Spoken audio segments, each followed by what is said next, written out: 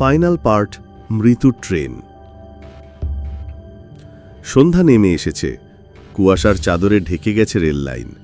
অরিন্দম একা বসে আছে ট্রেনের ফাঁকা কামরায়। বাতাসটা যেন হঠাৎ করেই ভারী হয়ে গেছে। জানলার বাইরে মৃদু আলো, মাঝে মাঝে হুইসেলের শব্দ, কিন্তু আশেপাশে কোনো মানুষের দেখা নেই। হঠাৎ করেই তার সামনে বসে থাকা আসন থেকে একটা ফ্যাকাশে ছায়া ধীরে ধীরে গড়িয়ে নেমে এলো।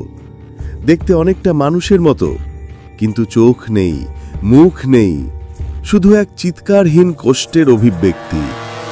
ফিরে যা। একটা ফিসফিসে আওয়াজ অরিন্দমের কানে এলো। সে কাঁপা গলায় বলল, কে তুমি? ঠিক তখনই কামরার দরজার ওপাশে ঝড়ের মতো একটা ছায়া দৌড়ে চলে গেল। ট্রেনটা আচমকা ঝাঁকুনি দিয়ে থেমে গেল। হেডলাইটের আলোয় দেখা গেল লাইনটার মাঝখানে একটা লাশ পড়ে আছে। অরিন্দমের বুকের ভেতরটা ধুকপুক করে উঠল। ট্রেনের চালক নেই, যাত্রী নেই, কিন্তু এই মৃতদেহটা কার? মৃত্যুর লুপ। মৃতদেহটার দিকে তাকাতেই অরিন্দম চমকে উঠল। এটা তারই মুখ। সে ভয়ে পিছিয়ে এলো, কিন্তু তখনই ট্রেনটা আবার চলতে শুরু করলো। চারপাশে ঝড়ো হাওয়া বয়ে যাচ্ছে, জানলার বাইরে দিয়ে গাছপালা অদ্ভুত গতিতে পেছনে সরে যাচ্ছে। হঠাৎ ট্রেনটা একটা অন্ধকার সুড়ঙ্গের ভেতর ঢুকে গেল। ভেতরে এতটাই অন্ধকার যে নিজের হতো দেখা যায় না, কিন্তু সেই অন্ধকারে একটার পর একটা শত শত ফিসফিসে আওয়াজ ভেসে আসছে। তুমি এখানে কেন এসেছো? ফিরে যাও, নইলে তুমিও আমাদের মতো বন্দী হয়ে যাবে। অরিন্দম এখন বুঝতে পারল, এই ট্রেনটা কোনো সাধারণ ট্রেন নয়, এটা মৃতদের ট্রেন। যারা একসময় এখানে প্রাণ হারিয়েছিল, তারা এখানে চিরকাল বন্দী। ঠিক তখনই হঠাৎ ট্রেনের সামনে থেকে এক ভয়ঙ্কর চিৎকার ভেসে এলো। একটা অগ্নিময় নারী ছায়া ধীরে ধীরে ভেসে এসে তার সামনে দাঁড়ালো। তার চোখ দুটো রক্তের মতো লাল, মুখে একটা বাঁকা হাসি। আজ থেকে তুইও আমাদেরই একজন। অরিন্দম চিৎকার করে উঠল। তার চোখের সামনে সবকিছু ধীরে ধীরে অন্ধকার হয়ে গেল। তারপর অরিন্দম কোথায় আছে কেউ জানে না, কিন্তু আজও রাতের বেলায় সেই লাইন ধরে ট্রেনটা যায়, আর জানলার ফাঁক দিয়ে অনেকেই দেখে অরিন্দমের মুখ, ভয়ে আর আতঙ্কে জমে যাওয়া। মৃত্যুর ট্রেন, আসল রহস্য। কুয়াশার ভেতর দিয়ে ছুটে চলা ট্রেনটা যেন সময়ের বাইরে চলে গিয়েছিল। অরিন্দমের বুক ধড়ফড় করছিল। চারপাশে অন্ধকার, জানলার বাইরে কেবল সাদা কুয়াশা, আর দূরের কোথাও থেকে ভেসে আসা অদ্ভুত ফিসফিসে শব্দ। ফ্ল্যাশব্যাক শুরু হচ্ছে। এই ট্রেনে ওঠার আগে গ্রামের বৃদ্ধ গোপাল কাকু তাকে সাবধান করেছিলেন, যা, রাত 12টার পর ওই লাইন দিয়ে কোনো ট্রেন যায় না বাবা। যদি দেখিস যায়, তবে বুঝবি ওটা জীবিতদের ট্রেন নয়। কিন্তু অরিন্দম বিশ্বাস করেনি। সে ভাবছিল সবই গ্রাম্য কুসংস্কার। কিন্তু আজ সবকিছু বদলে গেছে। রহস্যের প্রথম সূত্র। ট্রেনের ভেতর হঠাৎ একটা পুরনো রেডিও নিজে নিজেই চালু হয়ে গেল। স্ট্যাটিক আওয়াজের ভেতর দিয়ে ভেসে এলো ভাঙা ভাঙা কথা। 1971, আগুন, মৃত্যু, 127 জন, আর্তনাদ। অরিন্দম চোখ বড় বড় করে তাকিয়ে রইল। 1971? সে ট্রেনের কামরার দেওয়ালে হাত বুলিয়ে দেখতে লাগলো। হঠাৎ করে তার চোখ পড়ল একটা জ্বলে যাওয়া লোহার ফলকের ওপর।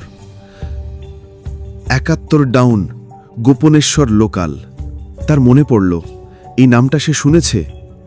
25 বছর আগে গোপনেশ্বর স্টেশনের কাছে একটা ট্রেন ভয়ঙ্কর দুর্ঘটনায় পড়ে। পুরো ট্রেনটা আগুনে পুড়ে ছাই হয়ে যায়। 127 জন যাত্রী মারা যায়। তারপর থেকে লাইনটা বন্ধ করে দেওয়া হয়। কিন্তু যে লাইন দিয়ে সে এখন যাচ্ছে, সেটা তো সেই পুরনো লাইন। অতৃপ্ত আত্মাদের অভিশাপ। ট্রেনটা এবার একটা অন্ধকার সুড়ঙ্গে ঢুকল।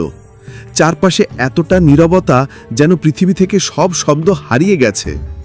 তারপর হঠাৎ একসাথে শত শত মানুষের চিৎকার ভেসে এলো। অরিন্দম ভয়ে কুঁকড়ে গেল। জানলার কাঁচের ওপাশে হঠাৎ শত শত দগ্ধ মুখ ভেসে উঠল। তাদের চোখ নেই, মুখ নেই, কিন্তু সেই কষ্ট, সেই যন্ত্রণা যেন ছড়িয়ে পড়ছে চারদিকে। একটা কণ্ঠ ভেসে এলো, ভারী, করুণ, তবু ভয়ঙ্কর। আমরা মরিনি, আমাদের আটকে রাখা হয়েছে। যতদিন পর্যন্ত কেউ এই অভিশাপ ভাঙতে পারবে না, ততদিন এই ট্রেন চলতেই থাকবে। অরিন্দম কাপা গলায় জিজ্ঞেস করল, কোন অভিশাপ? ফিসফিসে আওয়াজ উত্তর দিল, যে আগুন আমাদের জীবন কেড়ে নিয়েছিল, সেই আগুন আজও এই ট্রেনে জ্বলছে। অভিশাপ ভাঙতে হলে আগুনের সত্যি উন্মোচন করতে হবে। রহস্যের দ্বিতীয় সূত্র। ট্রেনটা হঠাৎ গতি কমিয়ে একটা অচেনা স্টেশনে থামল। নাম ফলকটা আধো ভাঙ্গা, তাতে শুধু লেখা গোপনেশ্বর। স্টেশনে কোনো আলো নেই, সবকিছু কুয়াশায় ঢাকা।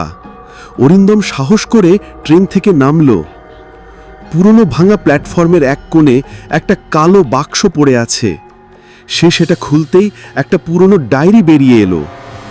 প্রথম পাতায় লেখা, যদি কেউ এই ডায়েরি খুঁজে পায়, জেনে রেখো, দুর্ঘটনাটা কোনো দুর্ঘটনা ছিল না, এটা ছিল একটা খুন।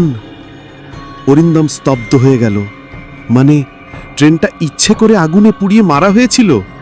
ডায়েরির পরের পাতায় লেখা ছিল কিছু নাম। তার মধ্যে একটাই নাম বারবার ঘুরে আসছে, বিক্রম ঘোষাল। তিনি ছিলেন রেল বিভাগের উচ্চ পদস্থ কর্মকর্তা। ডায়েরিতে লেখা ছিল, বিক্রম ঘোষাল সরকারি গোপন নথি পাচার করছিলেন। সেদিন রাতে ট্রেনে কিছু গুরুত্বপূর্ণ নথি যাচ্ছিল। সেই সত্যিটা লুকোতে বিক্রম ঘোষাল নিজের লোক দিয়ে ট্রেনে আগুন লাগিয়ে দেন। সব যাত্রীকে আগুনে পুড়িয়ে মারা হয়েছিল। দোষটা চাপিয়ে দেওয়া হয় ঠাকুরের ওপরে। শেষ মুখোমুখি। অরিন্দম ডায়েরি হাতে ট্রেনে ফিরে এলো। হঠাৎ সামনে দাঁড়িয়ে গেল আগুনে দগ্ধ এক নারী ছায়া। তার চোখ দুটো লালচে আগুনের মতো জ্বলছে।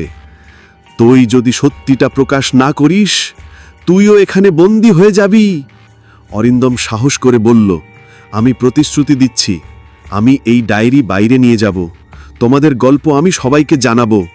হঠাৎ ট্রেনের ভেতর এক প্রবল আলো ছড়িয়ে পড়ল। জানলা কাঁপতে লাগলো। ফিসফিসে আওয়াজগুলো ধীরে ধীরে মিলিয়ে গেল। শেষ দৃশ্য। অরিন্দম হঠাৎ দেখল, সে দাঁড়িয়ে আছে গোপনেশ্বরের পুরনো স্টেশনের ধ্বংসস্তূপে। কোনো ট্রেন নেই, কোনো মানুষ নেই, কেবল হাতে সেই ডায়েরি। সেই ডায়েরিটাই প্রমাণ যে ট্রেনের গল্পটা সত্যি। আজও রাতের বেলায় যারা সেই পুরনো লাইন ধরে হাঁটে, তারা কুয়াশার ভেতর দিয়ে আগুনে পুড়তে থাকা ট্রেনটা দেখতে পায়, আর জানলার ফাঁক দিয়ে শত শত দগ্ধ মুখ।